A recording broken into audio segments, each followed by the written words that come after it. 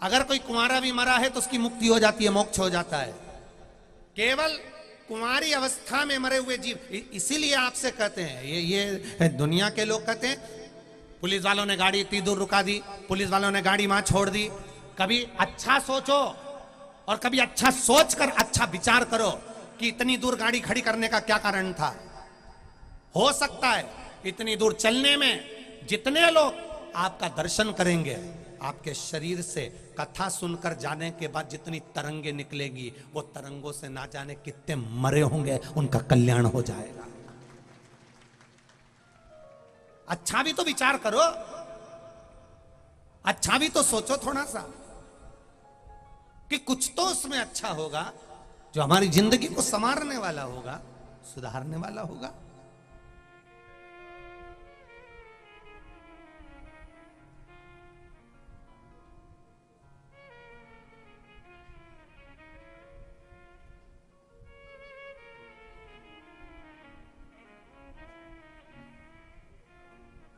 पानी की व्यवस्था सही नहीं है, इसकी व्यवस्था सही नहीं है, उसकी व्यवस्था सही नहीं है, तो तुम क्या कर रहे हो? तुम भी एक टैंकर लगा दो, तुम भी तो व्यवस्था कर सकते हो। तुम भी तो सनातन धर्म के पोषक हो, तुम भी तो भजन करने वाले हो, तुम भी तो कीर्तन करने वाले हो, तुम भी तो मंत्र जाप करने वाले हो, तुम भी तो धर्म हो। एक सुख प्रदान करना, अच्छा देना, अच्छा लिखना, अच्छा प्रदान करना, अच्छा कहना, यह हमारे भीतर का तत्व है। दुर्योधन को दुनिया में कोई अच्छा नहीं मिला और युधिष्ठिर को दुनिया में कोई बुरा नहीं मिला, दृष्टि का दोष था। आप जब यहां से निकल कर जाओ ना मेरी बहनों, मेरी जीजियों और मेरे जीजाओं, आप यहां से जब निकल कर जाओ, आपसे निवेदन है, आप जब निकल कर जाओ, अपने गांव में ट्रैक्टर आपको नीचे उतार दे, आपके गांव में गाड़ी वाला आपको नीचे उतार दे, तो थोड़ा धीरे धीरे अपने घर की ओर चलकर जाना, धीरे धीरे, जिससे 15 लोग आपको देख लें, 20 लोग आपको देख लें। कारण कोई अधोगति में किसी नारी का गर्भ गिर गया होगा, 4 महीने का, किसी नारी का गर्भ समाप्त हो गया होगा। उस गांव की गली में कोई पूर्व में कोई कुंवारी अवस्था में, आपको नहीं मालूम, सालों हो गए, कोई मर भी गया होगा। आपके चलने से अगर उसके जीव का कल्याण हो जाए तो इससे बढ़कर कोई सुख नहीं हो सकता, कोई सुख नहीं। राजा जनक जी का चरित्र याद करिएगा। राजा जनक जी ने अपनी जिंदगी में सारे पुण्य करे, धर्म करा, सत्कर्म करा, भजन करा, कीर्तन करा, मंत्र जाप करा, जानकी जैसी बेटी का कन्यादान राम जी के साथ करा, सारे पुण्य जनक जी ने करे थे, एक भी पाप जनक जी ने नहीं करा, एक भी पाप नहीं करा, एक पाप राजा जनक ने नहीं करा। जब राजा जनक जी ने एक भी पाप नहीं करा, प्राण छूट रहे हैं राजा जनक जी के, राजा जनक जी मर रहे हैं, प्राण छूट रहे हैं, और उनको बंदी बनाने के लिए यम के दूत आए। राजा जनक जी ने पूछा, मैंने जिंदगी में कभी झूठ नहीं बोला, कपट नहीं करा, बेईमानी नहीं करी, प्रपंच नहीं करा, छल नहीं करा, अपशब्द नहीं कहा, किसी को गाली नहीं दी, कभी मेरे राज्य में जेल भी नहीं बनाई, क्योंकि कोई चोर भी आता था तो उसको छोड़ देता था, कोई गलत काम करता था तो वो सुधर जाता था। राजा जनक के राज्य में कोई जेल भी नहीं थी। तो फिर मेरे चेले हैं सुखदेव जी महाराज, जिसने श्रीमद् भागवत कथा का वाचन किया, जैसा मेरा चेला क्या गुरु ऐसा होगा? फिर मुझे ये यमदूत लेने क्यों आए हैं? तो यमदूतों ने कहा, हमको नहीं मालूम, आप हमारे साथ चलना पड़ेगा आपको।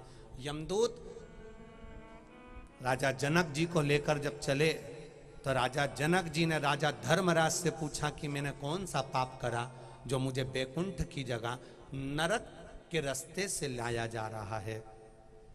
धर्मराज ने कहा, आपने एक गलत काम कर दिया था। कौन सा? एक बार आप रथ में बैठकर जा रहे थे, रास्ते में एक गाय खड़ी थी, रास्ते में एक गाय खड़ी थी। राजा जनक, आपने एक रथ पर बैठकर जाते जाते गाय खड़ी थी और आपने अपने सैनिकों से कह दिया कि गाय को हटाओ।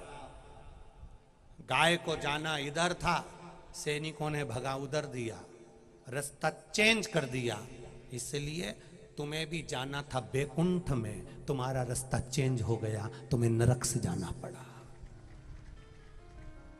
अब नरक में से राजा जनक निकल कर जा रहे थे, तो नरक में जितने पापी बंधे हुए थे सब कारागार में पड़े हुए थे। राजा जनक जैसे ही गए तो राजा जनक के जाने से सारे पापी चिल्लाने लगे, महाराज हमको छोड़कर मत जाना, महाराज हमको छोड़कर मत जाना, महाराज हमको छोड़कर मत जाना। राजा जनक जी ने धर्मराज से पूछा ये कौन है? तो कहा ये सब पापी हैं, नरक का भोग भोग रहे हैं, तो ये मुझे क्यों रोक रहे हैं? मुझे रोकने का कारण क्या है? धर्मराज ने कहा आपको रोकने का कारण केवल इतना सा है, आपने जो पृथ्वी पर दान करा, पुण्य करा, भजन करा, कीर्तन करा, सत्संग करा, कथा सुनी, आपकी कथा सुना हुआ ये शरीर जब नरक में आया है, इससे जो तरंगे निकल रही हैं, इससे छूकर, शरीर से छूकर जो हवा जा रही है, उससे इन पापियों को पुण्य प्राप्त हो रहा है और ये पापी पुण्य पाकर मुक्त होते चले जा रहे हैं। राजा जनक जी ने कहा अब मुझे बैकुंठ मत ले जाओ, अगर मेरे शरीर से हवा लगकर इन पापियों का उद्धार हो जाए तो इससे बढ़कर सुख क्या होगा।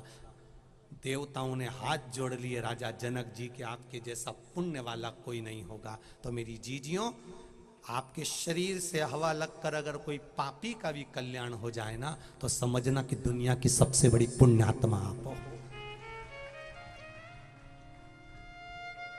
ट्रैक्टर उतार दे, गाड़ी वाला तुम्हें नीचे उतार दे, बस वाला तुम्हें नीचे उतार दे, अपने घर जाओ, 5 कदम 10 कदम चलकर जाओ, 10 कदम की जगह उसको 20 कदम चलकर जाओ, धीरे धीरे चलकर जाओ, तुम्हारे शरीर से हवा जो छूकर किसी के घर में भी प्रवेश करेगी तो ना जाने कितनों का कल्याण हो जाएगा। शिव महापुराण की कथा तो यहां तक कहती है, कोई भीख मांगने वाला भिखारी भिक्षुक भी अगर कथा सुनने वाले व्यक्ति के चरण की रज को शरीर से लगा लेता है तो उसका अगला जन्म भिखारी का नहीं होता, वो धनपति बनकर पैदा होता है। यहां तक शिव तत्व कर रहा है। बोल बम का नारा है, आवाज नहीं आई, बोल बम का नारा है, उसके सहारे पर जी। अपने जीवन में पुण्य करने का मौका मिल जाए तो कर लो, अपने जीवन में अच्छा कर्म करने का मौका मिल जाए कर लो। इस शरीर से जो तरंग निकलेगी वो तरंग भी ना जाने कितने जीवों का कल्याण कर देगी, कितने जीवों का।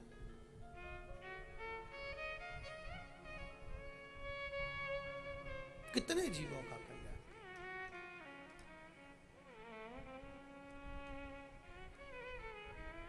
किसी दुर्बल को देखकर मत हंसना, किसी मोटे को देखकर नहीं हंसना, किसी कुरूप को देखकर नहीं हंसना, किसी विकलांग को देखकर मत हंसना, किसी बीमार व्यक्ति को देखकर मत हंसना, किसी ऐसे व्यक्ति को देखकर मत हंसना, कोई कर्जे में हो गया उस पर हंसी मत उड़ाना, कोई डूब गया उसको हंसी मत उड़ाना, कोई मर रहा है उस पर मत हंसना, किसी का शरीर में रोग हो गया उसको देखकर मत हंसना, ताने मत कसना। कई लोग ताने कसते, अच्छा है भुगत, ये ताने भी ना कसना।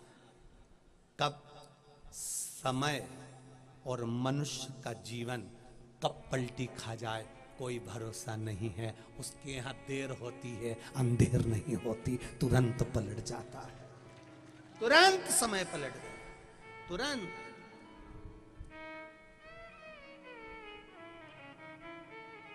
वो एक लाइन आप लोग गुनगुनाते रहते हो, कभी प्यासे को पानी पिलाया नहीं, अमृत पिलाने से क्या फायदा, कभी गिरते हुए को उठाया नहीं, बाद आंसू बहाने से क्या फायदा। कौन किसको पूछेगा।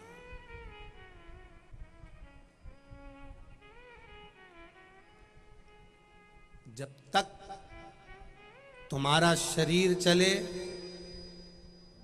और जब तक तुम्हारे घर में चले तब तक तीरथ कर लो, कथा सुन लो, दान कर लो, पुण्य कर लो।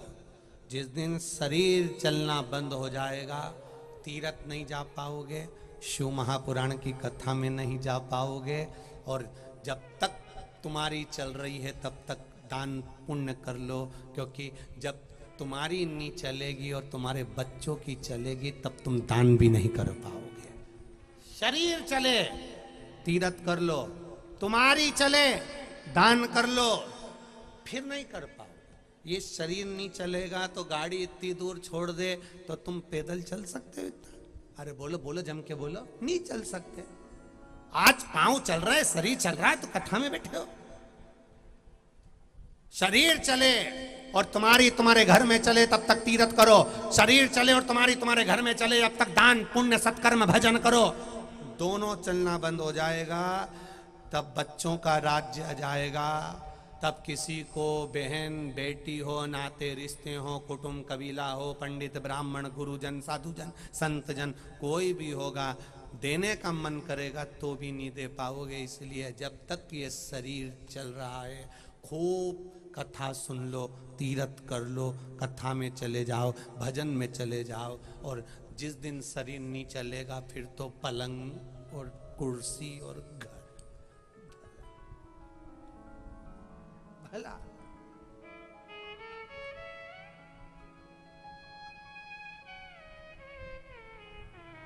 तुम्हारी चले जब तक खूब पुण्य करो, मन के मर्जी के रहो। मैं तो चली वृंदावन राणा, मेरे तो भाग जगे, तेरे महलों में आग लगे। मंदिर चले जाओ, पड़ोस में भजन हो, बैठ जाओ।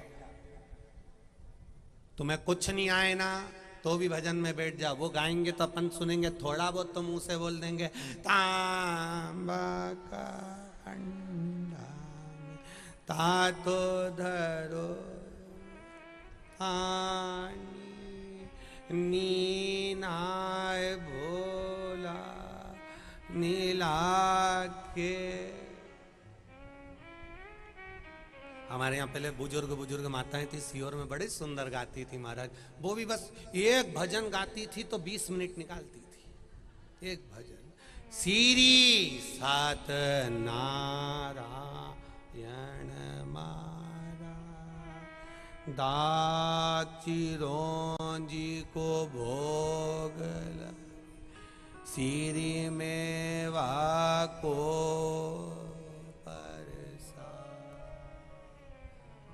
भगवान भी सोचता था कब खत्म करेगी। सत्यनारायण नहीं आता ना, भजन में बैठ जाओ। बहुत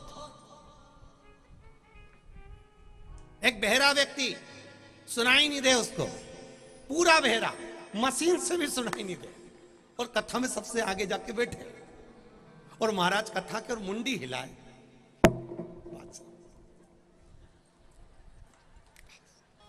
बस बहरा, कहीं नहीं सुना है, कथा में आगे बैठ जाए।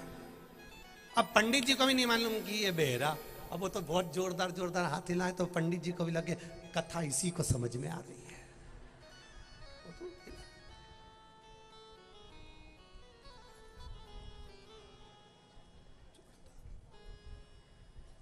और जैसे भजन चालू हुआ सब उठे तो बहरा उसको मालूम ही नहीं कि भजन चालू हुई, कि तो देख ले कि उठ गए सब, तो ये बैठे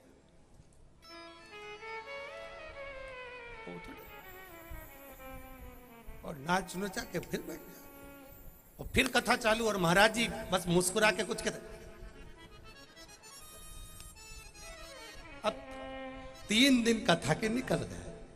अब महाराज जी ने जब शाम को कहीं चाय वाय पीने गए तो उन्होंने कहा इतना सारा लोग कथा में एरिया है, पर आगे आगे एक दादा बैठे नहीं, पीला साफा बांध के, क्या जोरदार, पूरी कथा बस उन्हीं के समझ में एरी ने, बाकी का सब तो इतना में गांव का एक व्यक्ति बोल दिया, काय की सुने बेरा भरे, काय की सुने, मैं तो बेरा,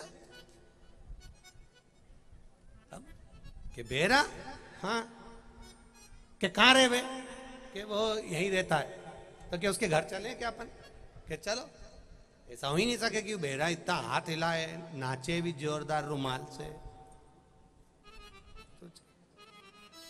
अब उसके घर गए, पंडित जी ने जाकर उनसे कहा राम राम। अब ये के कहीं सुनाई नहीं दिया तो अपने काम में लगा था। ये के छोरे ने बताया हिला के गुरुजी आया है।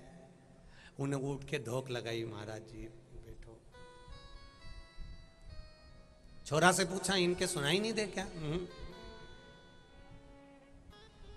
पढ़ा लिखा है कि नहीं है? पढ़े लिखे हाँ, पर सुनाई नहीं देता। अच्छा, गुरुजी ने स्लेट पर लिख कर दिया कि तुम्हें सुनाई नहीं देता तो तुम कथा में आगे आगे बैठते हो और हाथ हिलाते हो, नाचते हो, ये काहे के लिए करते हो? जब तुम्हें कुछ सुनाई तो देता ही नहीं है तो फिर कथा में काहे के लिए आते हो?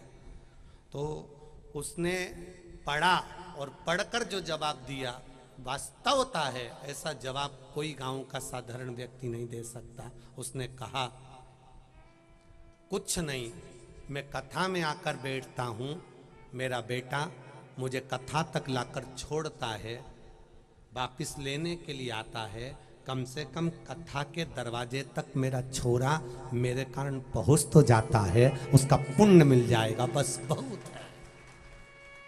हाथ क्यों हिलाते हो? तुम्हें समझ तो कुछ नहीं आता। मैं अपने लिए हाथ नहीं हिलाता। जितने लोग कथा सुनने के लिए आते हैं उनको प्रेरणा देता हूं, नींद मत लेना, कथा सुनना। जितनी उमंगता से मैं सुन रहा हूं उतनी उमंगता से सुनना। प्रेरणा दे रहा।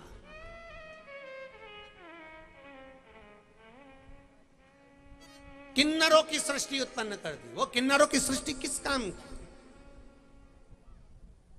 किस काम की? कहा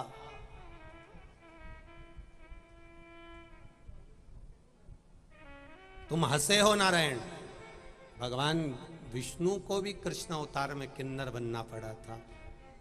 आरावन के साथ उनका विवाह हुआ था, आरावन मरा था, क्योंकि कुंवारी अवस्था में कोई मर जाए तो उसका तर्पण, उसकी तिलांजलि नहीं होती। आरावन ने कहा मैं मरने को तैयार हूं, मेरा बलि दे दो, पर पहले मेरा विवाह कर दो। विवाह कर कर अगर मरूंगा तो फिर मुझे पिंड भी मिलेगा, तर्पण भी मिलेगा, तिलांजलि भी मिलेगी, सब कुछ मिलेगा।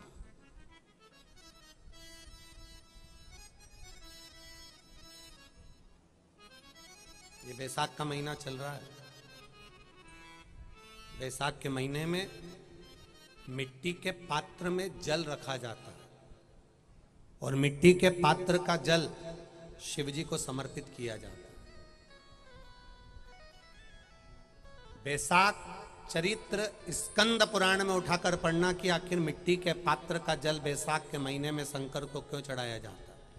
अगर मिट्टी का पात्र भी नहीं हो, तुम्हारे घर में मटका हो, सुरई हो, वो भी नहीं हो, तो एक दिए में मिट्टी के पानी भर लो और वो पानी तांबे के कलश के अंदर जो पानी है उसमें मिला लो। पर मिट्टी का जल शिव जी को क्यों चढ़ाया जाता है? स्कंद पुराण के अंदर बैसाख महत्व में लिखा कि जो अधोगति में मर गया होता है, अचानक मर गया होता है, एक्सीडेंट में मर गया होता है, उसकी जीने की और तमन्ना थी, अचानक कोई बीमारी लग गई और मर गया, कोई बड़ी बीमारी लगने के कारण चला गया, उसको बहुत कुछ करना था पर मर गया।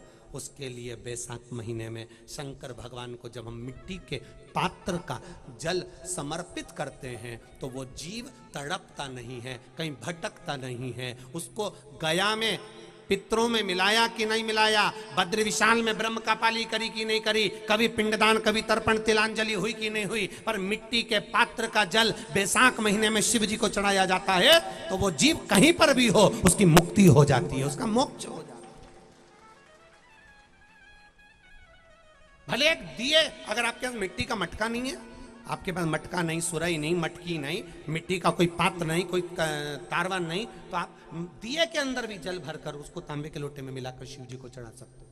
बैसाख महीने में जिस नारी के गर्भ में बच्चा 1-2 महीने का, 4 महीने का किसी का गिर गया हो, बच्चा चले गया 2 महीना, 4 महीना, 6 महीने का समाप्त हो, उसको चढ़ाना चाहिए बैसाख महीने में शिव को जल, मिट्टी के पात्र का जल। परिवार में कोई अधोगति में चले गया, चढ़ाना चाहिए मिट्टी के पात्र का, शिव को समर्पित करना चाहिए।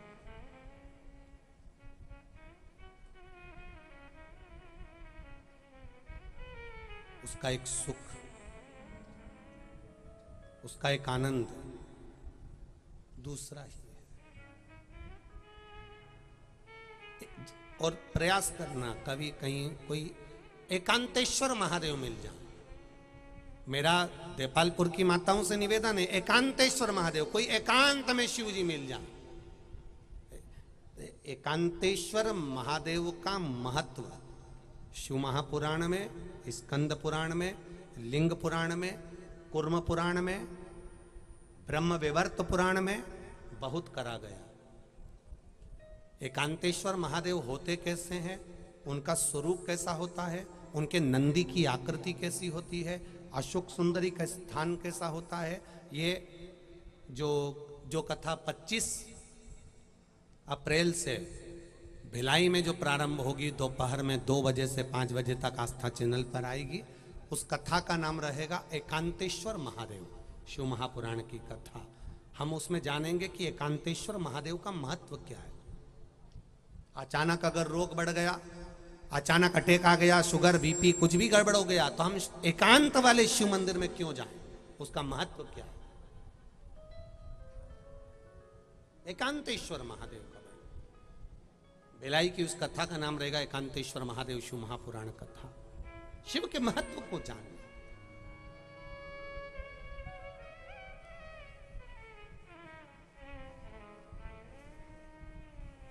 शिव तत्व कह रहा है, देवादिदेव महादेव की कथा कह रही है, भगवान शंकर का संवाद कर रहा है। भगवान को हंसी आ गई, किन्नर बनना पड़ा। ब्रह्मा जी से भगवान शिव जी ने अपने अर्धनारीश्वर स्वरूप का दर्शन दिया, आधे पुरुष बनाओ आधे स्त्री बनाओ। ब्रह्मा जी बनाने को आतुर हुए, फिर भी निर्माण नहीं कर पाए। तब ब्रह्मा जी ने अपनी जंघा से मनु और शत्रुपा को प्रकट कर दिया। ये मनु प्रथम पुरुष, शत्रुपा प्रथम स्त्री। प्रथम पुरुष और प्रथम स्त्री। कन्या हुई आकुति, देवहूति और प्रसूति। पुत्र हुए 2, प्रियवत, उत्तानपाद। अब देखिएगा जरा, शत्रुपा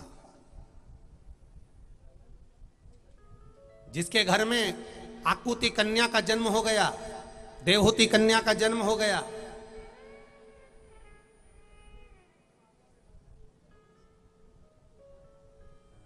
और शत्रुपा एक दिन मनु महाराज के साथ में विराजमान थी, और शत्रुपा जी के हृदय में एक भाव प्रकट हो गया कि मुझे शिव की आराधना करना है, मुझे शंकर की भक्ति करना है।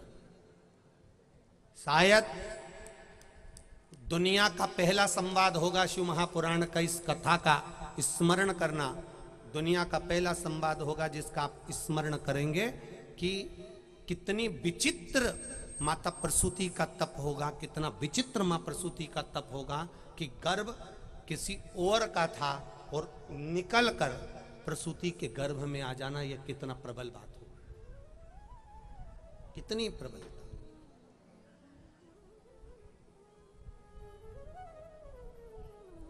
कन्या देवहूति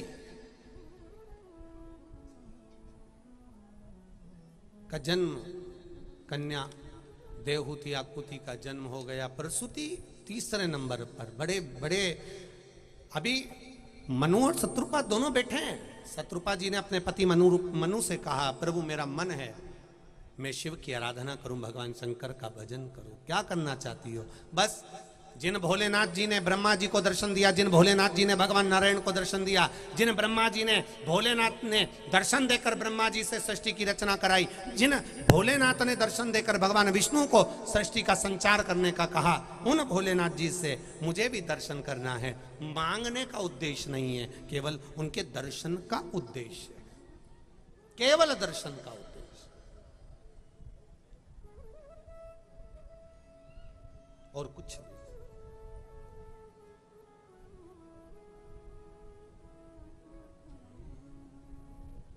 शिवाय शिवाय शिवाय। बेटा भी हुआ, प्रियवत उत्तानपाद भी अपने घर में हो गए, दो दो पुत्र हैं। तुम चाहती क्या? शिव की भक्ति क्यों करना चाहती?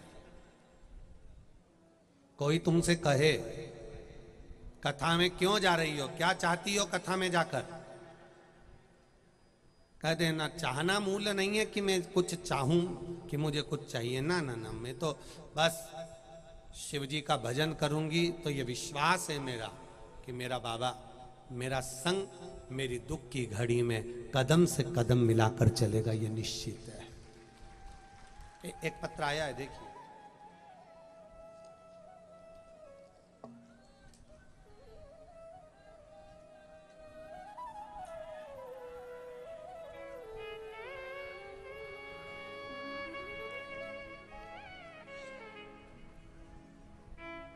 टीना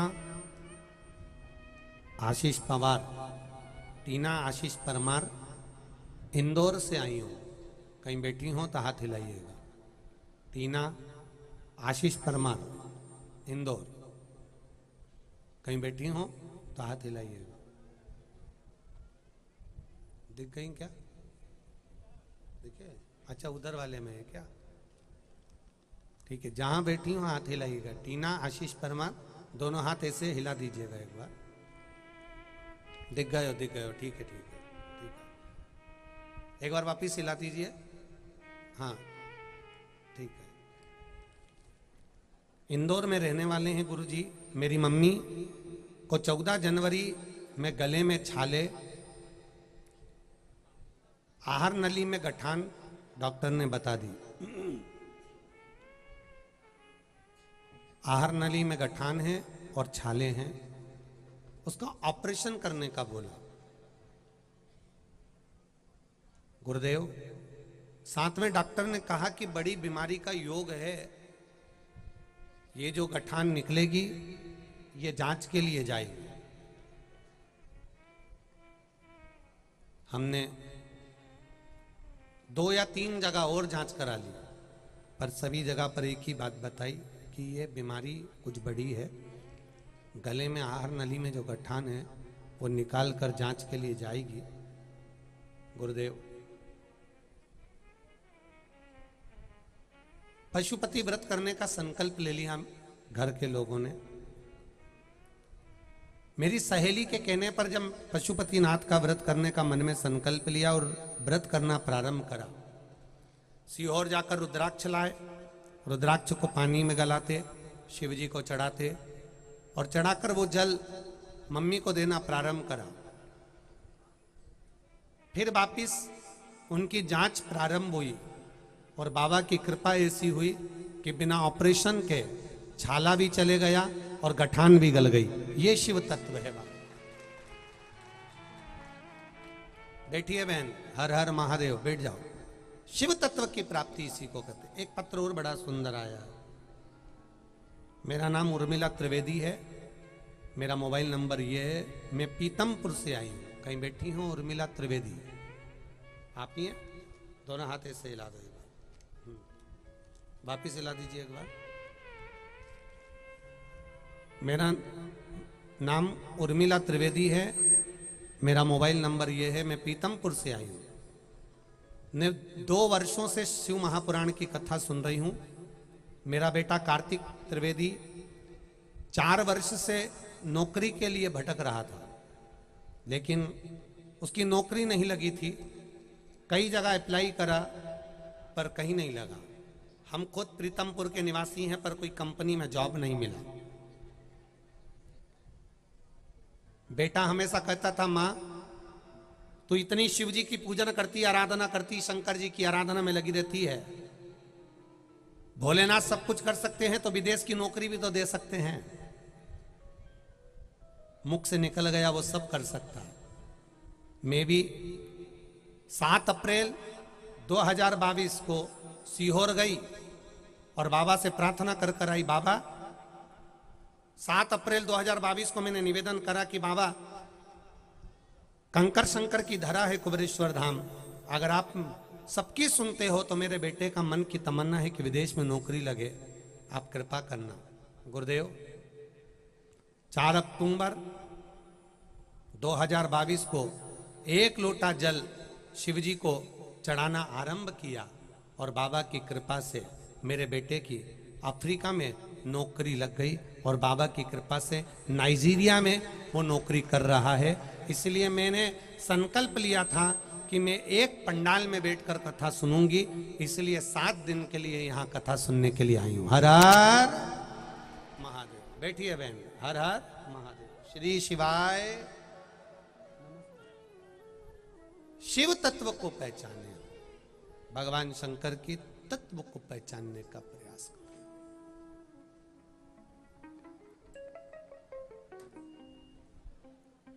भगवान देवाधिदेव महादेव की आराधना करने का कारण क्या है? क्या कारण? क्यों करना चाहती हो? किस लिए? शत्रु का कोई धन की कमी नहीं है, वैभव की कमी नहीं है, सत्ता की कमी नहीं है। ना धन की कमी है, ना वैभव की कमी है, ना सत्ता की कमी है, ना किसी चीज की कमी है। फिर आखिर तुम्हारे यहाँ संतान भी है, फिर क्यों तुम शिवजी की आराधना क्यों करना चाहते हो? आवाज पकड़ रहा है, खींच रहा है, देखो।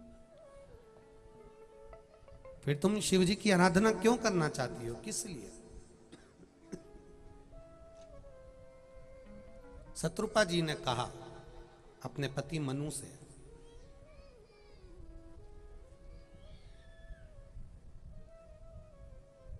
शिव की आराधना किसी चीज की कामना के लिए नहीं करी जाती है।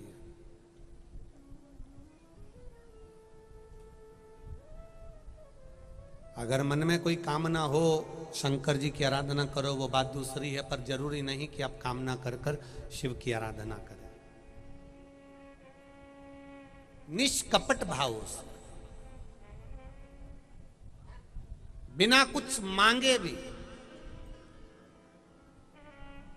बिना कुछ मांगे अगर हम शंकर भगवान की आराधना करते हैं तो उसका फल जरूर मिलता है। एक बात बहुत अच्छे से याद रखना, जिनके घुटने में तकलीफ होती है, जिनकी कमर में तकलीफ होती है, वो बैठने से पहले या तो दीवार ढूंढ लेते हैं, ईंटा ढूंढ लेते हैं, या कुर्सी ढूंढ लेते हैं। बोलो सही है कि गलत है? जम के बोलो जरा, सही है? कहीं ना कहीं उनको टिकना है, कहीं ना कहीं बैठना है। अब इतनी भीड़ है, जिनके घुटने में तकलीफ है वो बैठने के लिए ईंट ढूंढ लेते हैं, जिनके कमर में तकलीफ है बैठने के लिए कुर्सी ढूंढ लेते हैं। शिव महापुराण की कथा कहती है, कमर में दर्द हुआ, घुटने में दर्द हुआ तो कुर्सी और ईंट ढूंढी जाती है। जिसके हृदय में दर्द होता है तो महादेव का दरवाजा ढूंढा जाता है। वो महादेव का दरवाजा ढूंढता है।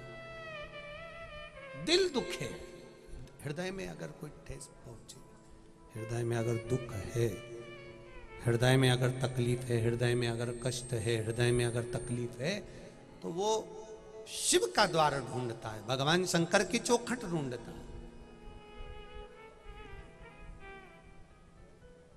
शंभु शरणे पड़ी, मांगू घड़ी रे घड़ी, दुख काटो दया करी में दर्शन। घुटने में दर्द हो, कमर में दर्द हो तो कुर्सी, ईंट, दीवाल बैठने के लिए ढूंढी जाती है। और दिल में अगर दर्द हो, तकलीफ हो, भीतर से हृदय रो रहा हो, कष्ट हो, तकलीफ हो, तो मेरे देवाधिदेव महादेव का द्वार ढूंढा जाता है, जहां पर बैठकर भीतर के सारे दुख केवल उसके मंदिर की चौखट पर चढ़ने से ही समाप्त हो जाते हैं। ज़्यादा कुछ करो ना करो, ज़्यादा कुछ करना हो करो, ना करना हो मत करो, पर उसकी चौखट पर चढ़कर चले ही गए तो दुख मिट गए, तो कष्ट मिट गए।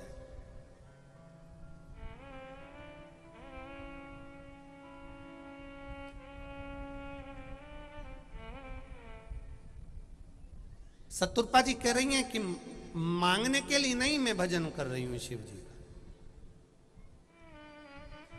शिव महापुराण की कथा में बैठकर आप कुछ नहीं भी मांगोगे ना, केवल घर से चले और एक कामना कर कर चल देना, एक कामना कर कर कि बाबा तेरी कथा सुनने जा रही हूं, तपती हुई इस बैसाख की धूप में, गर्मी में, चिलचिलाती हुई गर्मी में, गर्मी भी बहुत पड़ने वाली, बैठूंगी कथा सुनूंगी, पर बाबा तेरे ऊपर भरोसा कर कर जा रहे, एक कामना भी कर कर निकले हो घर से। 7 दिन की कथा सुनी है, 3 महीने का इंतजार करना, ये झोली बाबा खाली नहीं रखेगा, भर कर भेज देगा, कि उसकी निश्चितता। भैंस पर निगाह ना रखे तो भैंस इधर उधर चली जाती है, बकरी पर निगाह ना रखे तो बकरी इधर उधर चली जाती है।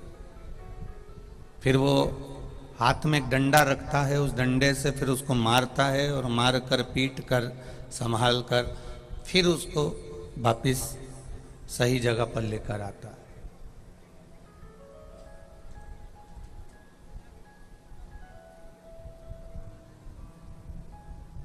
गाय पर से, भैंस पर से, बकरी पर से, बकरी चराने वाले की, गाय चराने वाले की निगाह हटी तो गाय कहीं दूसरी जगह चली जाती है, फिर उसको डंडे से संभाल कर वापिस लाना पड़ता है। उसी तरह चराने वाले की निगाह के सामने गाय रहती है, चराने वाले की निगाह के सामने बकरी रहती है, चराने वाले की निगाह के सामने भैंस रहती है, तो वो इधर उधर जाती नहीं है, क्योंकि उसको मालूम है इसके पास में डंडा रखा हुआ, और वो डंडा पड़ेगा फिर वापिस सही रास्ते पर आना पड़ेगा। चराने वाले की दृष्टि में गाय भैंस बकरी रहती है तो वो सही चढ़ती रहती है।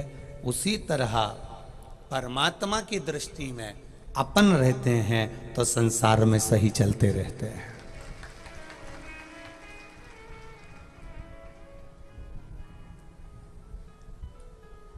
एक डंडा गाय चराने वाले के पास में भी है तो एक डंडा कर्म का उस परमात्मा के पास में भी है।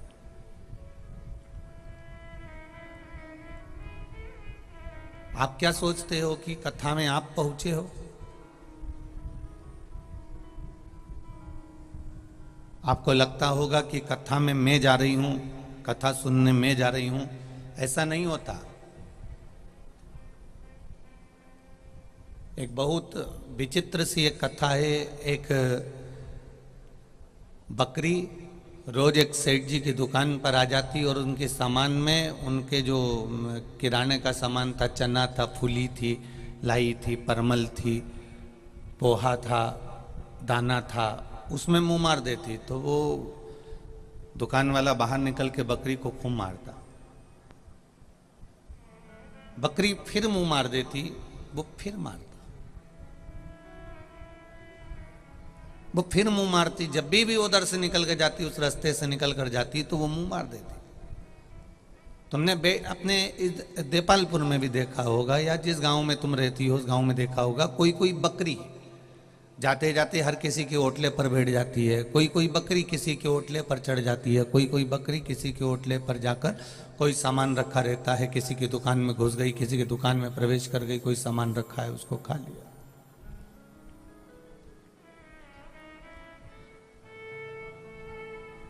एक बार देव ऋषि नारद जी ने देखा कि ये बकरी इस दुकान में रोज प्रवेश करती है, इस दुकान में रोज जाती है, रोज मुंह झूठा कर लेती है, उसका सामान झूठा कर देती है, उसको फैला देती है, और ये सेठ रोज उसको मारता है। तो फिर इसके मन में नहीं रहा गया। देव ऋषि नारद ने भगवान विष्णु से कह दिया कि प्रभु ये बताओ कि ये बकरी का और इस दुकान वाले का संबंध क्या है। भगवान नारायण ने कहा, ये दुकान पर जो बैठा है, ये जो बकरी है, ये इस दुकान का मालिक है। ये जो बैठा है ये इसका बेटा है।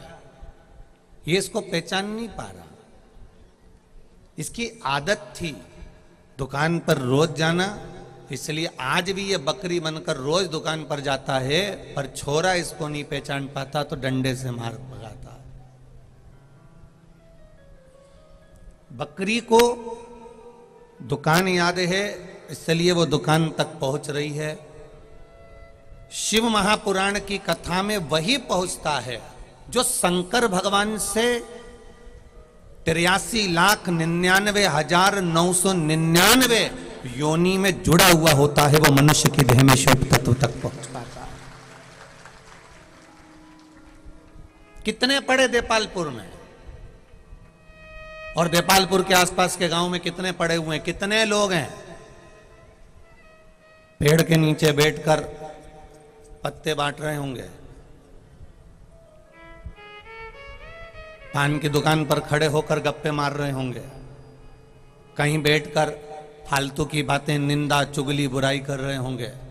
कितने होंगे जो यहां वहां बैठकर टाइम पास कर रहे होंगे, पर वो ना तो 24 अवतार मंदिर तक जा पाते हैं और ना वो शिव महापुराण की कथा तक जा पाते हैं, ना वो भगवान के भजन तक जा पाते हैं।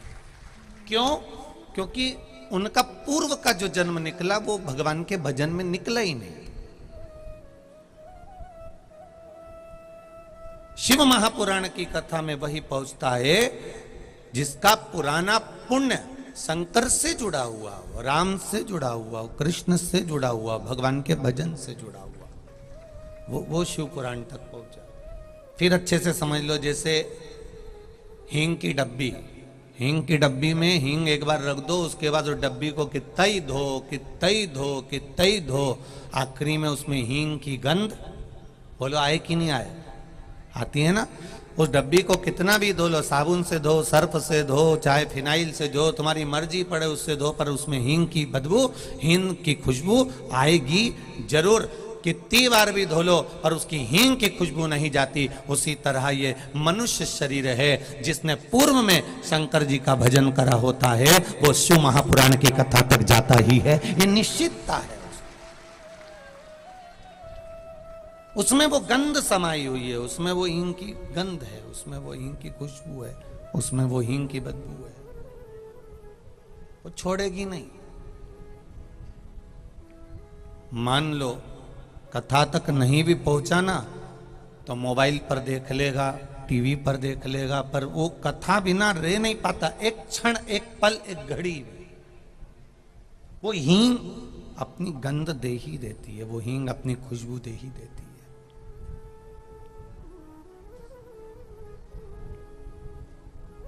आपको लगता होगा कि आप शिव महापुराण की कथा तक जा रहे हैं, तो ये आपकी गलत फहमी है। आपके पूर्व के कर्म, आपके पूर्व का भजन, आपके पूर्व का कीर्तन, आपके पूर्व का मंत्र जाप, आपके पूर्व का किया गया नाम जाप, आपके पूर्व का किया गया स्मरण आपको शिव महापुराण की कथा तक लेकर आता है, भगवान के भजन तक लेकर आता है। और भजन में बल क्या है? तुलसी बाबा ने भी लिख दिया, कलयुग केवल नाम आधारा, और सुमर सुमर नर उतरहि पारा। कलिकाल में नाम की परिभाषा को जानना है। एक वो चाबी रहती है ना, एक केवल अकेली चाबी, अकेली चाबी, तो वो कहीं पर भी खो सकती है, कहीं रखकर भूल सकते हो, कहीं रखी रह जाए, कहीं अलमारी पर रखी रह जाए, कहीं भूल जाओ, यहां आए तो यहीं भूल गई, अकेली चाबी। और मान लो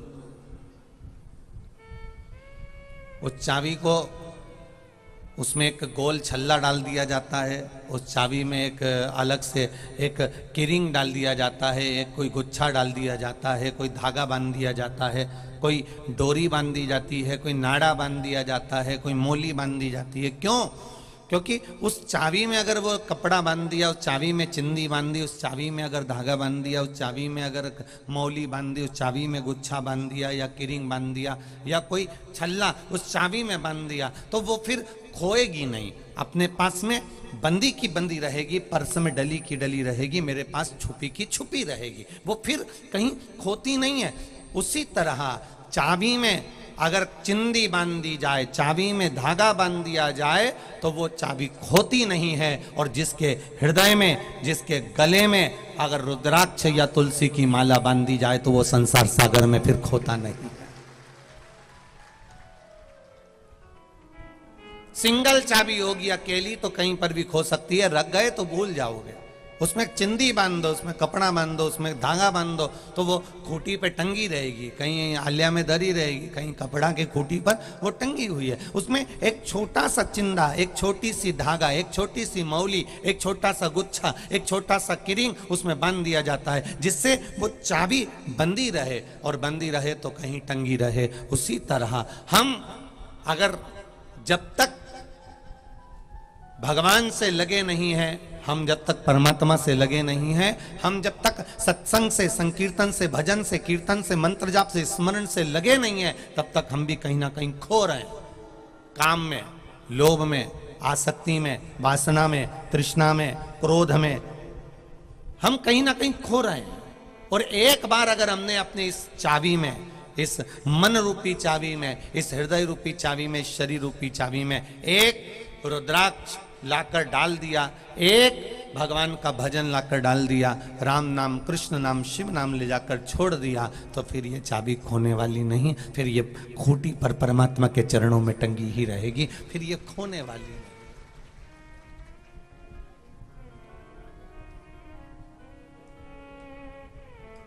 वो कहे भजन करेगा तो बड़ा ही सुख पाएगा, भजन से ही आत्मा का मेल धुल जाएगा।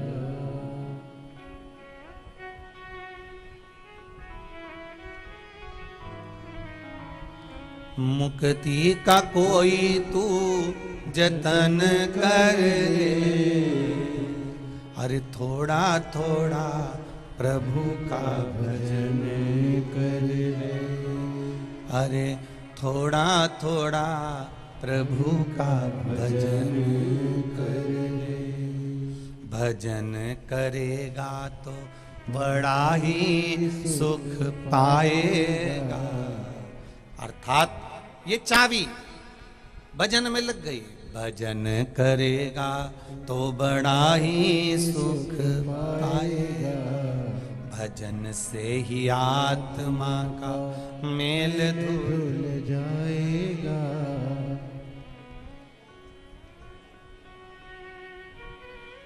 बहुत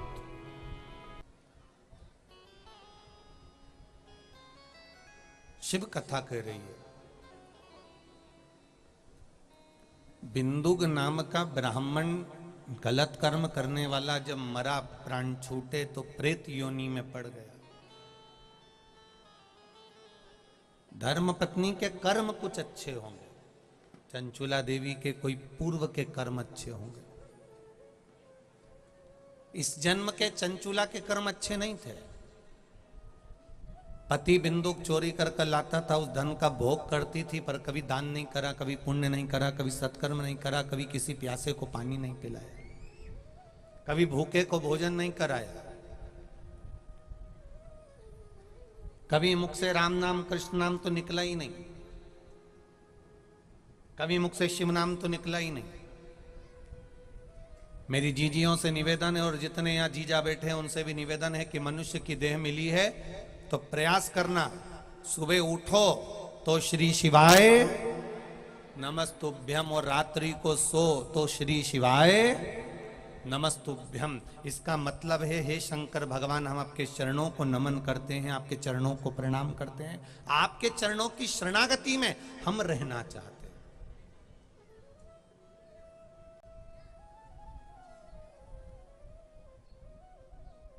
हम आपके चरणारविंद में रहना चाहते हैं, हम आपके चरणों की शरणागति प्राप्त करना चाहते हैं।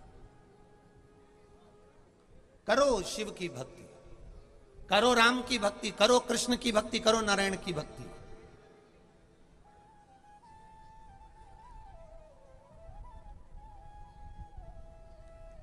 अब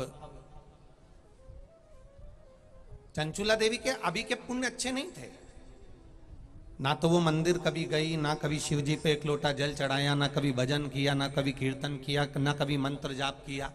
कोई कोई छोरी ऐसी होती है, कोई कोई छोरा ऐसा होता है, उसने उसका मन कभी भगवान में नहीं लगा, उसका मन कभी सत्संग में नहीं लगा, उसका मन कभी कई कई माताएं कह देती है हमारी बहू का रत्ती भर मन नहीं भगवान के भजन में, मेरी छोरी का बिल्कुल मन नहीं भगवान के भजन में, हमारा छोरा उसका एक रत्ती का मन नहीं भगवान का भजन में।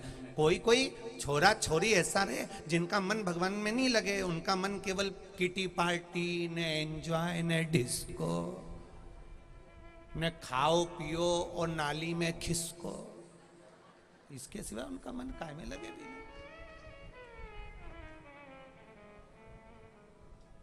कोई कोई छोरा छोरी रहे जिनका मन भजन में नहीं लगता, वो अपने आप को समझते हैं कि हम ज्यादा पढ़ गए, हमने अच्छी एजुकेशन कर ली, हम इंजीनियर बन गए, हम डॉक्टर बन गए, हम कलेक्टर बन गए, हम एसपी डीएसपी एसडीएम टीआई आदि आदि जो भी मंत्री संतरी कलंतरी जो कुछ बनना है उनको, सीए पीए जो बनना है उनको वो बन गए। तो वो ये सोचते हैं कि अब हमें ये धर्म से या भगवान के भजन से या ये लोग जो भगवान के मंदिर में जल चढ़ाने जाते हैं या चतुर्थी का व्रत करते हैं या पंचमी का व्रत करते हैं या भगवान का पूजन अर्चना करते हैं, ये सब ढोंग है, उनको ढोंग लगता है। फिर वही एक बार जब हॉस्पिटल में सीने में दर्द होता है और जब पड़े रहते हैं तब उनकी धर्म पत्नियां जा जा के पंडित जी से कहती है एक बार महामृत्युंजय कर दो, अंतिम सांस गिन रहा है। तब समझ में आता है कि कोई वो भी बैठा है जो हमको संभाल रहा है। तब समझ में आता है कि कोई है। जब डॉक्टर भी हार जाएं, एक पत्र आया देखिए,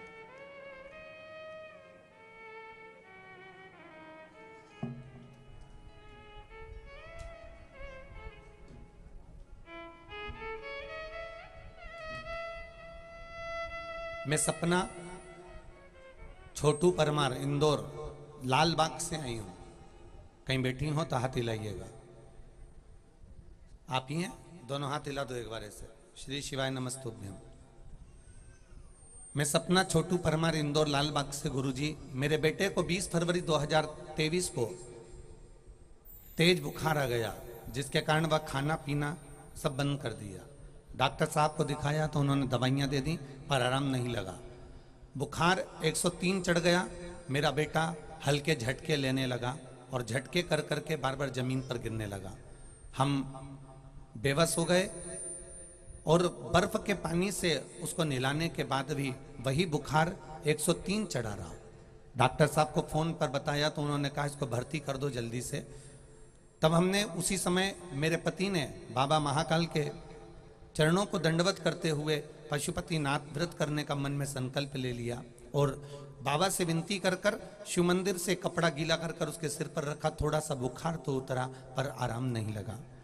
जब उसको हॉस्पिटल में लेकर गए, भर्ती करा। भर्ती करने के बाद उसकी जो वॉशरूम की स्थान है वहां पर सूजन आना प्रारंभ हो गया। जैसे जैसे जितने दिन तक वो हॉस्पिटल में पड़ा रहा उतने दिन तक उसके वॉशरूम वाले स्थान पर सूजन बढ़ती चली गई, बढ़ती चली गई, बढ़ती चली गई और वो सूजन इतनी बढ़ गई कि डॉक्टरों के द्वारा भी वो कम नहीं हो रही थी। इंजेक्शन लगाया, सब कुछ करा पर कम नहीं हुई।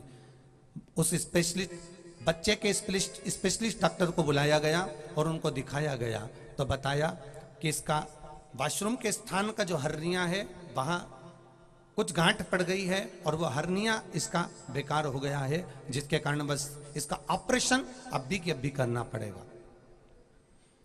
35,000 से 50,000 का खर्चा बताया। गुरुदेव 3 साल के बेटे का ऑपरेशन कैसे करवा दे और इतनी तकलीफ क्या करा जाए। तब मेरे परिवार वालों ने कहा कि ये काम करते हैं, शिव महापुराण में बहुत सारे उपाय बताए हैं, अपन एक उपाय कर कर देखते हैं।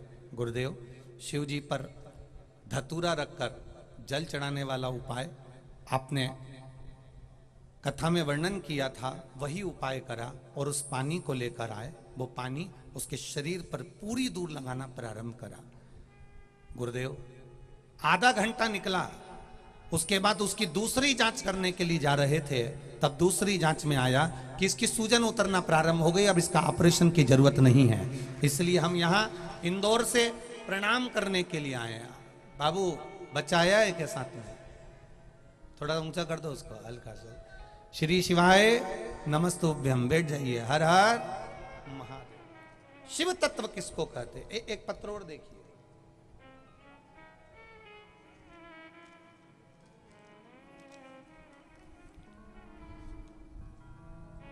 बद्रीलाल जी पिता नंदराम जी, जाति अहीर यादव, गांव बगरेट, तहसील बड़नागर जिला उज्जैन। कहीं बैठे हो तो हाथ हिलाइएगा, कहीं बैठे हो तो हाथ हिलाइएगा। बद्रीलाल जी पिता नंदराम जी, जाति अहीर यादव, कहीं बैठे हो तो हाथ हिलाइएगा। गांव बगरेट, तहसील बड़नागर, जिला उज्जैन। गुरुदेव शिव पुराण कथा का मैं क्या वर्णन करूं। 4 तारीख से 10 तारीख तक कथा केवल मैंने टीवी पर श्रवण करी है। लकवे का मरीज था, डॉक्टर कहते थे उठ नहीं सकता। बाबा की कृपा से मैं यहाँ बाबा को नमन करने आया हूं क्योंकि मेरा लकवा बाबा ने संभाल लिया और मैं उठकर खड़ा हो गया हूं। ये शिव तत्व है, ये औघड़ी है। शिव महापुराण की कथा में हम जो भाव से जाते हैं, बाबा बुलाता ही नहीं है। कितने लोग भरे पड़े होंगे देपालपुर में, कितने लोग भरे पड़े होंगे गांव गांव में, पर यहां तक चलकर बुलाता उसी को है जिस पर उसको करुणा करना होती है, जिसकी झोली खुशी से भरना होती है। बुलाता ही नहीं है। मन कर रहा है कथा में जाकर बैठूंगा, रोज दुकान पर बैठता हूं, 5 मिनट कथा में जाकर बैठूंगा, रोज मन कर रहा है, रोज मन कर रहा है, पर नहीं जा सकता। वो बुलाता ही नहीं। आ भी रहा था तो कोई ग्राहक आकर बैठ गया, आ भी रहा था तो किसी ने कह दिया मेरे साथ इंदौर चल चल, आ भी रहा था कोई ने कहा मेरे साथ बेटमा चल चल, आ भी रहा था तो कह दिया मेरे साथ यहां चल चल, पर नहीं पहुंच सकता भगवान की कथा तक, नहीं पहुंच पहुंचता वही है जिसको भगवान ने बुलाया है, भगवान ने साधा है, भगवान ने पकड़ा है। कोई कोई छोरी, कोई कोई छोरा, कोई कोई व्यक्ति ऐसा होता है, वो अपने आप को ये शो करता है कि मैं मंदिर नहीं जाता, मैं भगवान का भजन नहीं करती, हमें कोई मतलब नहीं भगवान से।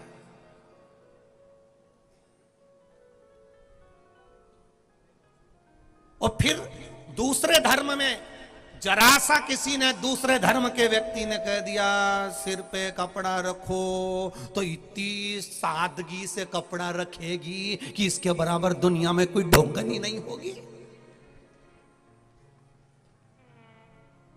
सनातन धर्म बुरा लग रहा है, हिंदू धर्म बुरा लग रहा है, और दूसरे धर्म में प्रवेश करने की जब बारी आई तो तुरंत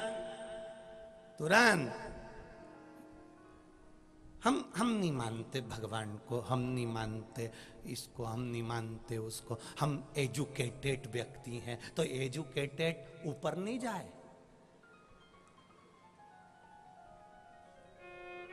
तुम्हारी पढ़ाई की डिग्री, तुम्हारे पास में सीए, इंजीनियर, डॉक्टर, कलेक्टर, सारी डिग्रियां तुम्हारी केवल यहीं देखी जाएगी। ऊपर तो भजन की डिग्री देखी जाएगी कि भजन क्या करा।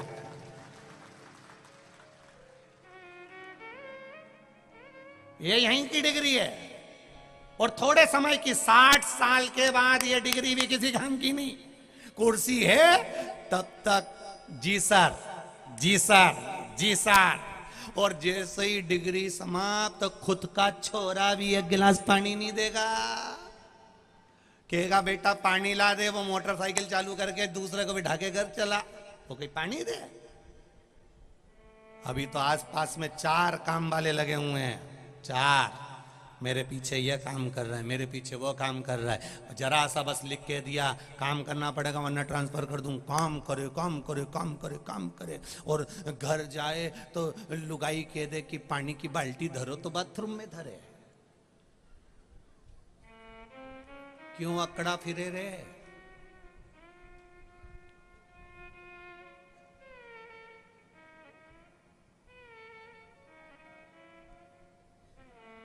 बहुत तूफान में, बहुत आंधी में कश्ती डूब जाती है और बहुत अहंकार में अच्छी अच्छी हस्ती डूब जाती है।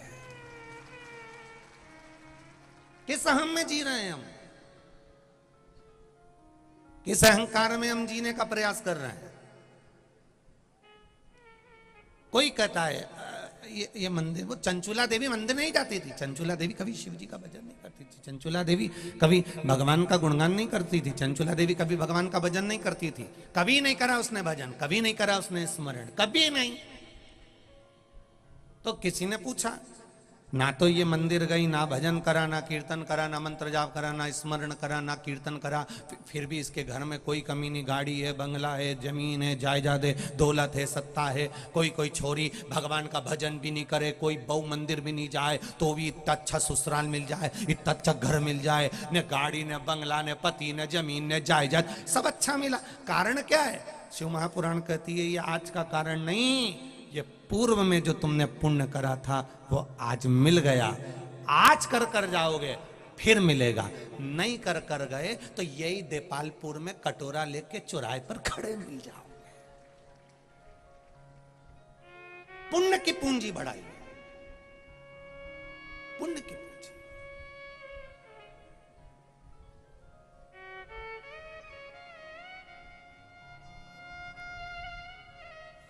इंदौर में राजवाड़ा के आसपास में कई भिखारी, भिक्षुक, भीख मांगने वाले कटोरा लिए कांच बजाते, गाड़ी में आवाज लगाते, देव देव देव देव। ये कांच नहीं बजा रहे हैं, ये कांच नहीं बजा रहे हैं कि हमको पैसा दो। ये कांच बजाकर तुम्हें सीख दे रहे हैं कि पहले हमको भी भगवान ने खूब दिया था, परंतु हमने किसी प्यासे को एक बूंद पानी नहीं पिलाया। पहले भगवान ने हमको भी दिया था, हमने किसी भूखे को कभी भोजन नहीं कराया। इसलिए आज चौराहे चौराहे पर भीख मांगते फिर रहे हैं और तेरे कांच बजा बजा कर तुझको ज्ञान दे रहे हैं कि तू ऐसी गलती मत कर जाना, तू ये गलती मत करना जिंदगी में।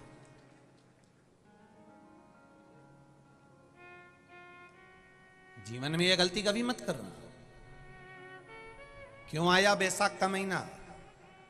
क्यों बैसाख के महीने का इतना महत्व आता है कि प्यासे को पानी पिला दो जी, भूखे को भोजन करा दो जी, सतुआ घोल कर किसी को खिला दो जी। क्यों कहा जाता है? केवल इसलिए कि हमारा, अगर हमने पूरे वर्ष में है, पूरी इस मानव की देह में भी अगर भजन ना करा हो तो एक गिलास जल किसी को पिला दिया तो कम से कम उसका सुख तो हमको मिल जाएगा। हमारा पुनः जब जन्म होगा तो हम परमात्मा की शरणागति में पड़े रहेंगे, यही तो मिले।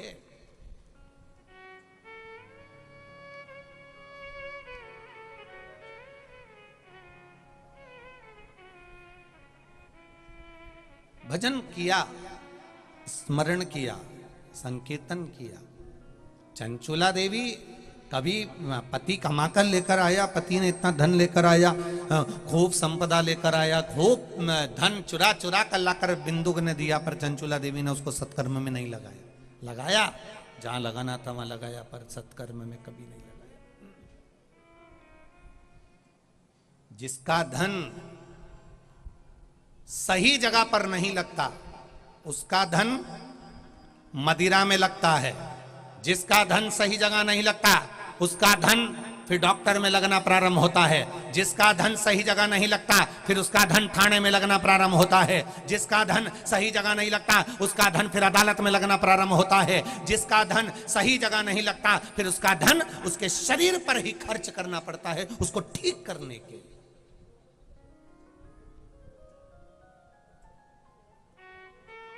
हम ये नहीं कहेंगे कि तुम करोड़ों की दौलत तुम्हारी दान करिए, बिल्कुल मत करो, आप किसी को मत दो, परंतु इतना निवेदन जरूर है कि तुम्हारे यहां अगर कोई अतिथि के रूप में आ जाए, कोई तुम्हारे यहां आकर दरवाजे पर बैठ जाए, तो मेरी घर की बहू और बेटों से निवेदन है, उससे एक बार पानी की जरूर पूछ लेना, काका जी पानी ला दूं क्या, मामा जी पानी ला दूं क्या, अतिथि देवो भव। आप बस केवल इतना भी पूछ लोगे कि मैं पानी ला दूं, मैं जल ला दूं, मैं आपको ये ला दूं, मैं आपको वो ला दूं, बस इतना सा भी पूछ लिया और मुंह भी झूठा करा दिया, तो ये जिंदगी का, मत करो लाखों का दान, मत करो करोड़ों का दान, मत दो 1 रुपया भी किसी को, पर जो दरवाजे पर आया, तुम्हारे द्वार पर आया, तुम्हारी चौखट पर आया, तुम्हारे द्वार पर जो पहुंचा है, उसको भूखा और प्यासा न रखा, उसको 1 गिलास पानी जरूर पिलाया।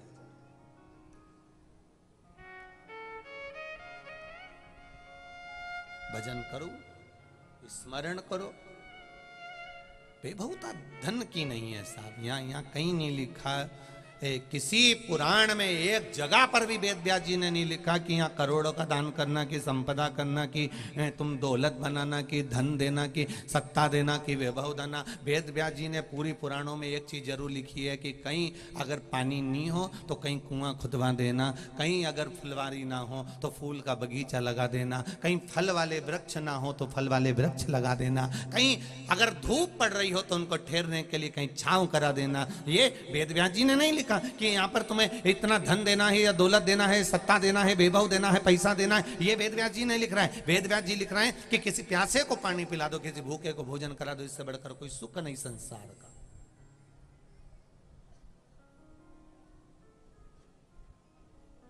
कोई कहता है भगवान शंकर को जल चढ़ाने से क्या होता है, शिव महापुराण की कथा कहती है, 1 लोटा जल जब हम भगवान शिव को चढ़ाते हैं, वो जल बहकर पृथ्वी मैया में जाता है, और जब पृथ्वी को जल जाता है तो पृथ्वी हमारे दोष को, हमारे पाप को समाप्त करती है और हमको आशीर्वाद देती है, पूतो फलो।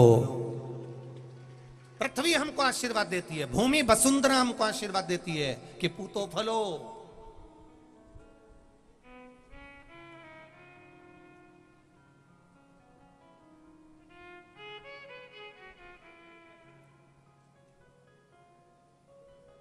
कितना पहले का किसान भाई अगर जमीन पर हल भी चलाता था तो पहले मंदिर में जाकर जल चढ़ाता था, चढ़ा हुआ जल पात्र में झेल कर लाता था, अपनी जमीन पर छींटता था, हल पर छींटता था, अपने बैलों पर छींटता था, उसके बाद हल चलाना प्रारंभ करता था, तो जमीन भी बीज इतना देती थी कि व्यक्ति 4 गुना फल प्राप्त कर लेता था। जमीन भी बीज देती थी, 4 गुना फल प्राप्त कर लेता था। आज का जमाना इतना विचित्र हो गया, हल का काम खत्म हो गया, ट्रैक्टर का काम चालू हो गया है। नाना ट्रैक्टर ले जा, चला के आ जा। अब नाना भी गया तो उसने ट्रैक्टर में इतना बड़ा बड़ा तो ये बक्सा लगा, और उसमें भी गाना चल रहा, कांटा लगा।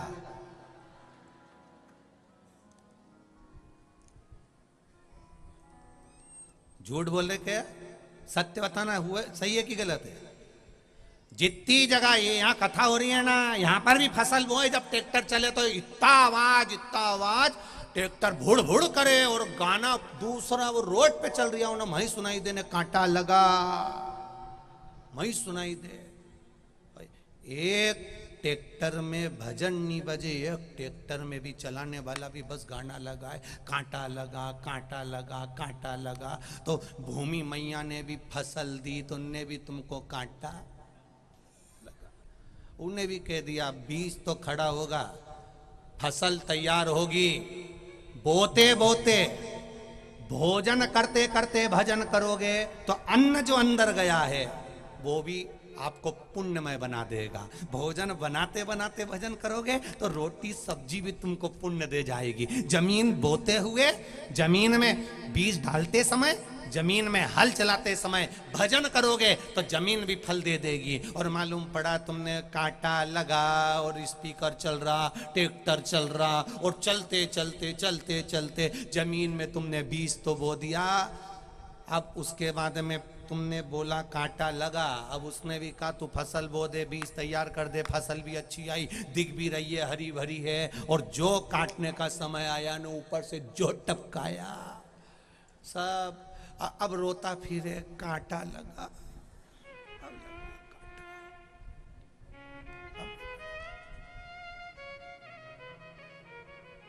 और तू अगर भजन गाते गाते एक बार प्रयास करना, एक बार प्रैक्टिकल करके देखना, कहीं सीवर वाला महाराज झूठ तो नहीं बोल रहा, प्रैक्टिकल करके जरूर देखना कि फसल बोते बोते, जमीन में हल चलाते चलाते, बखर चलाते चलाते, जमीन में बीज बोते बोते, एक बार ट्रैक्टर में भजन चला कर देखना। भजन चलाओ, श्री शिवाय नमस्तुभ्यं, राम राम राम सीता राम, हरे कृष्ण हरे राम। एक बार ट्रैक्टर में भजन चला के फिर बीज बोकर देखना, ऊपर वाला सब दूर पानी बरसाएगा और फसल तेरी बिगड़ने नहीं देगा, ऐसी फसल देगा कि आनंद कर जाएगा। आनंद वो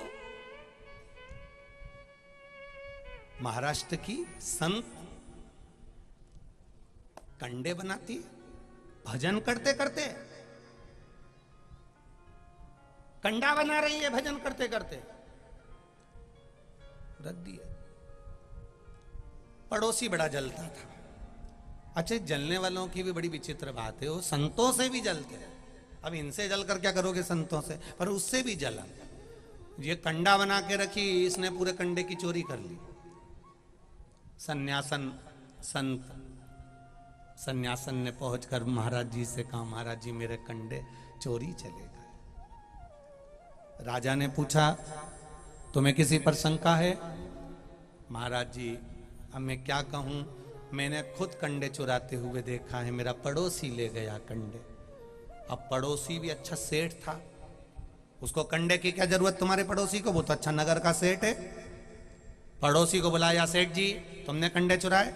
सेठ जी बोले मेरे यहाँ कंडे की कमी है क्या, पूरा खदान भरा पड़ा हुआ है, पूरा गोडाउन भरा पड़ा है कंडे ही कंडे से, पूरा खला भरा पड़ा है कंडे ही कंडे से। सन्यासन कह रहे ये तुमने कंडे चुराए? नहीं नहीं मैं चुरा ही नहीं सकता, मुझे कंडे की क्या जरूरत। सन्यासन, राजा ने पूछा तुम्हारे कितने कंडे थे? 4। कितने बड़े थे? इतने बड़े।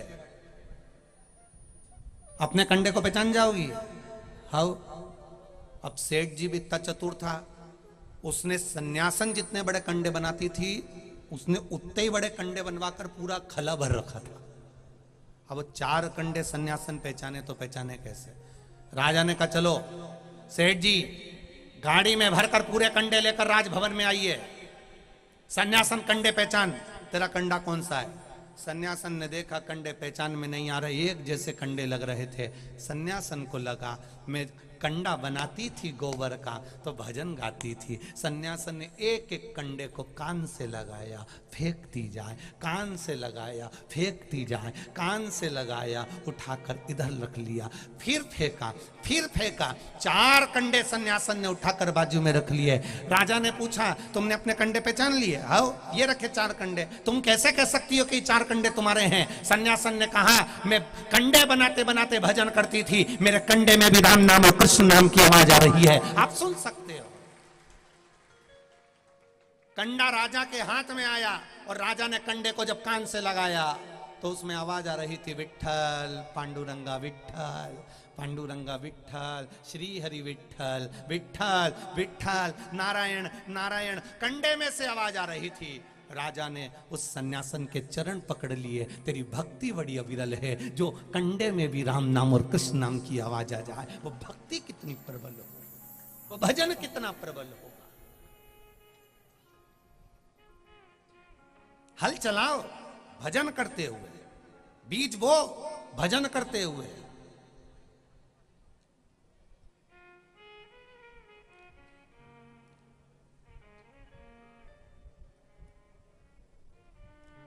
उनके बुला लाओ, वो पानी बहुत अच्छा जांचता है। ऐसा नारियल लेके चलेगा, नारियल पूरा खड़ो हो जाइए तो समझ लो वहीं पानी निकल जाए।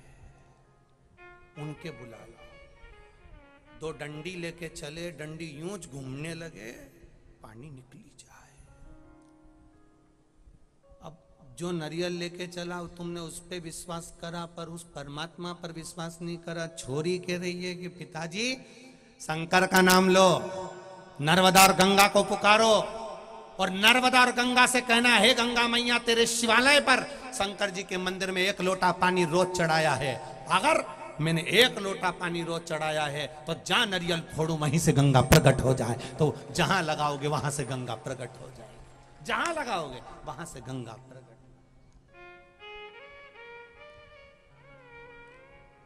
भजन करेगा तो बड़ा ही सुख पाएगा, भजन से ही आत्मा का मैल धुल जाएगा।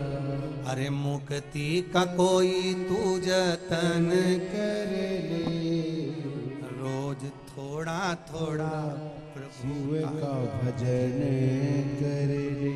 करो, भगवान का भजन करो, भक्ति करो, स्मरण करो, कीर्तन करो, मंत्र जाओ, करोगे मिले।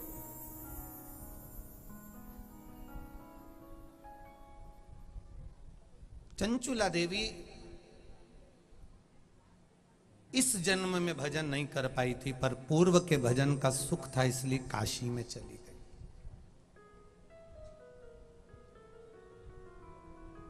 काशी में जब पहुंची है, गंगा नहा के बाहर निकली, प्राण छूट गए, शिव जी का धाम मिल गया, शिव धाम।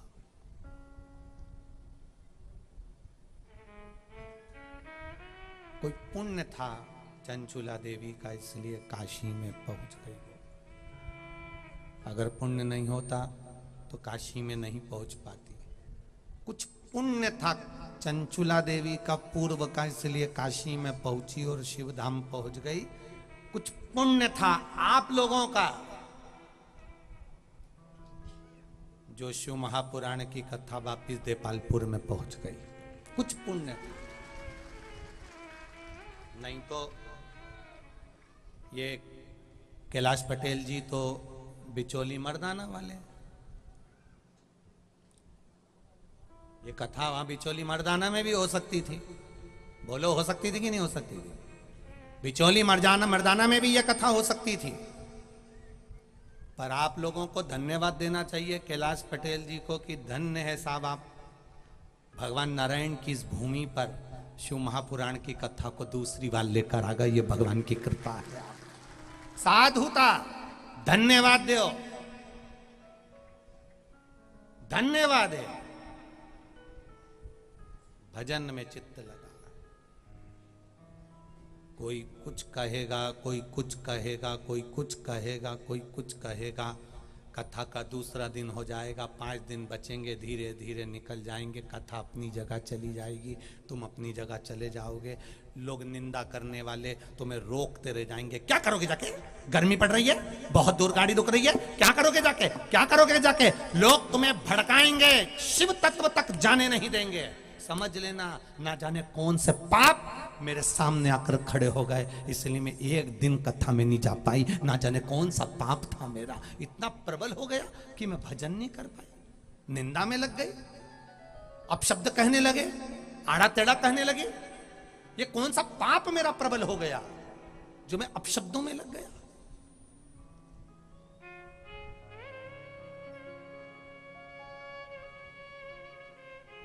कौन सा ये प्रबलता पाप की?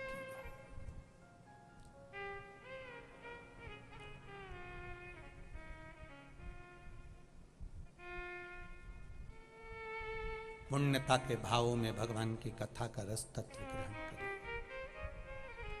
जितना पुण्यता के भाव में कथा को सुनोगे, ये पूर्व का पुण्य जब तुम्हारा प्रबल हुआ है तब जाकर ये कथा का रस तत्व हमें मिला है।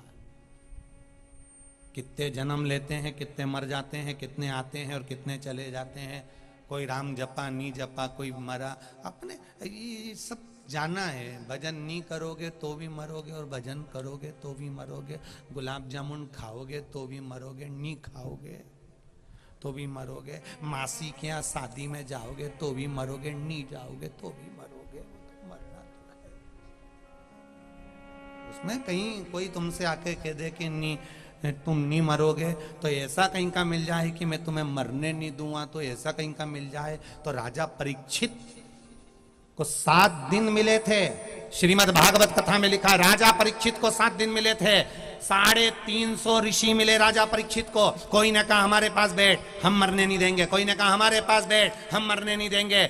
दिन निकलते चले गए, 7 दिन बचे थे। राजा गुरु सुखदेव जी महाराज के पास में जाकर बैठ गया, मुझे 7 दिन मिले हैं। राजा ने कहा मरने से कोई नहीं रोक सकता, तू मरेगा जरूर, पर इतना विश्वास रखना, अगर तूने कथा सुन ली तो सांप भी डसेगा तो तुझे भय नहीं होगा। राजा ने कहा बस अब पक्का हो गया कि मरना तो पड़ेगा। 7 ताले में बंद हो जाओ तो मरोगे, कहीं जाओ तो मरोगे, ना जाओ तो मरोगे, रोटी खाओ तो मरोगे, नहीं खाओ तो मरोगे, डेंटिंग पेंटिंग करो तो मरोगे, नहीं करो तो मरोगे, तो मरना तो निश्चित है।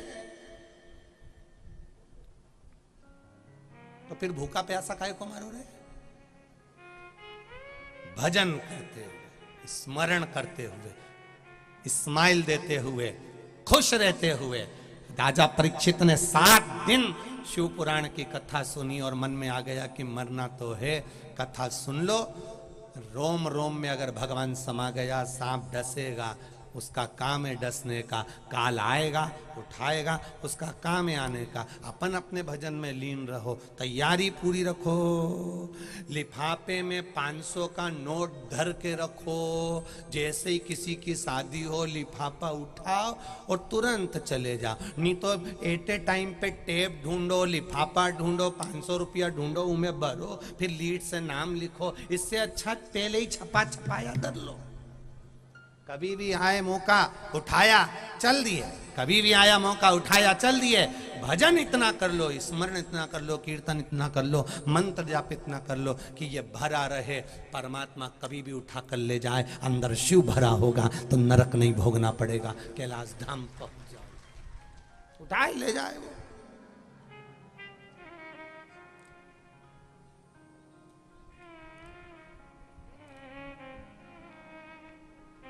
शिव कथा कह रहे हैं।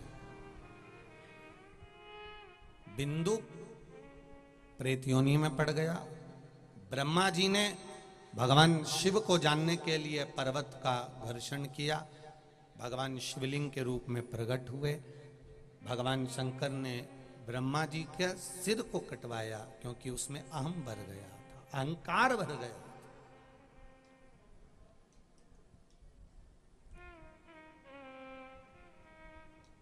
अभिमान भरा हुआ है उसमें, अभिमान। आया समय, सृष्टि की रचना का कार्य ब्रह्मा, भगवान विष्णु और शिव जी ने अपने पास में रखा। ब्रह्मा जी से कहा कि आप सृष्टि की रचना करो, भगवान विष्णु से कहा कि आप इस रचना का क्रम तैयार करें, और शिव जी ने कहा मेरा काम है संहार करना, जनमानस का कल्याण करना, वो मैं करूं, आप करो। रचना करना प्रारंभ किया।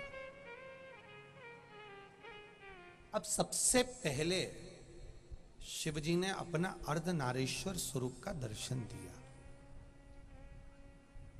देखिए, माता प्रसूति शिव महापुराण की कथा चल रही है, उसी कथा पर अपन पहुंच रहे हैं, उसी कथा पर।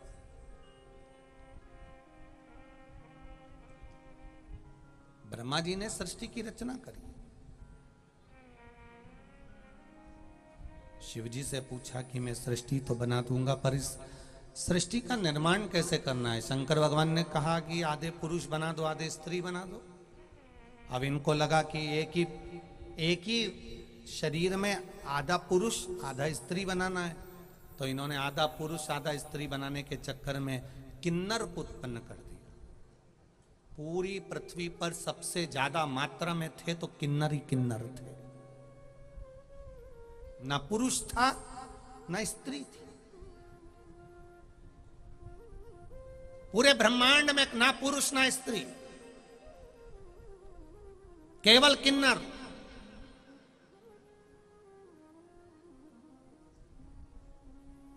आज दुनिया के लोग भले किन्नर पर हंसें,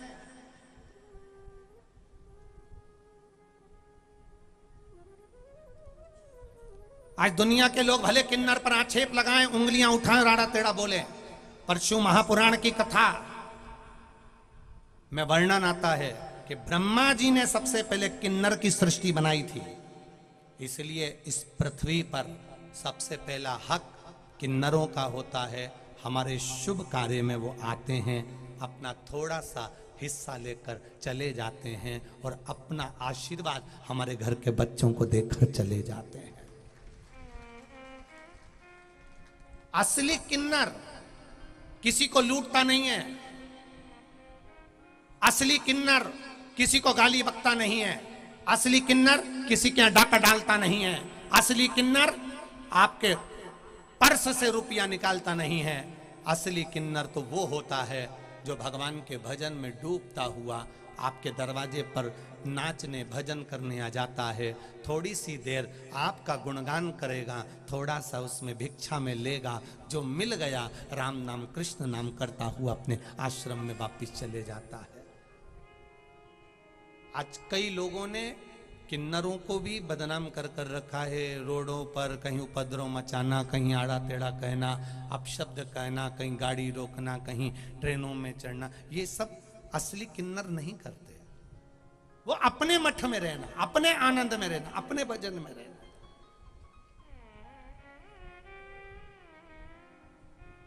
संपूर्ण सृष्टि किन्नर की थी, जो ब्रह्मा जी ने रची थी। संपूर्ण सृष्टि, इसमें एक पुरुष नहीं था, एक स्त्री नहीं थी। पूरी पृथ्वी पर किन्नर ही किन्नर थे, ना पुरुष ना स्त्री। भगवान ब्रह्मा और भगवान विष्णु नीचे आए तो देखा कि यहां तो गजब हो गया, किन्नर ही किन्नर है सारे।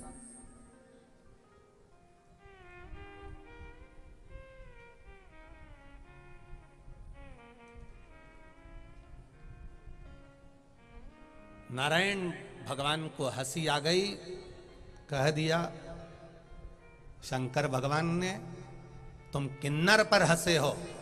शिव महापुराण की कथा कहती है कोई विकलांग है उसको देखकर हंसना नहीं, शरीर में रोग है उसको देखकर हंसना नहीं, कोई बहुत दुर्बल है उसको देखकर हंसना नहीं, कोई बहुत मोटा है उसको देखकर हंसना नहीं, किसी के शरीर में कष्ट है उसको देखकर हंसना नहीं, कोई कुरूप है उसको देखकर हंसना नहीं। किसी को भी भगवान के बनाई हुई सृष्टि में किसी मनुष्य पर, किसी मनुष्य को कभी हंसना नहीं चाहिए।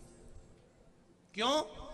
भगवान की कथा कहती है भगवान नारायण किन्नर को देखकर हंसे थे, तो शंकर भगवान भी मन में सोच लिए, ए नारायण भगवान तुम किन्नर को देखकर हंसे हो, कृष्ण अवतार में तुम्हें एक बार किन्नर बनना पड़ेगा। और बने, भगवान कृष्ण को बनना पड़ा।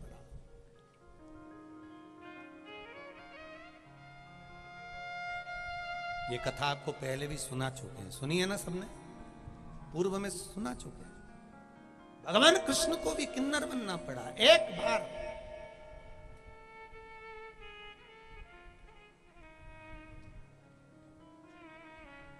जब अर्जुन वन में गए और उलूपी के साथ में उनका विवाह हो गया, युद्ध के मैदान में, युद्ध में कुरुक्षेत्र की भूमि में, कुरुक्षेत्र की भूमि में देवी को बलि देना थी। कौरवों की ओर से एक बलि आई, पर पांडवों की ओर से कौन बलि दे?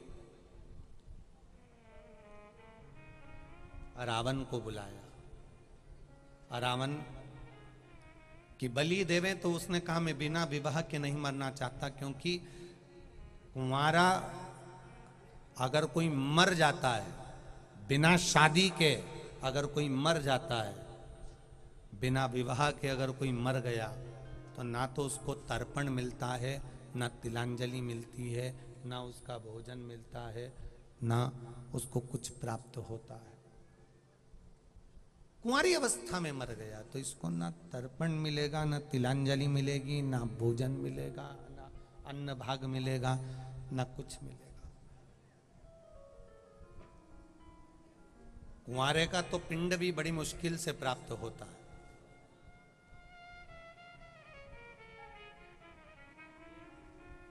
कुंवारा मरा हुआ व्यक्ति का केवल मोक्ष का एक ही साधन है,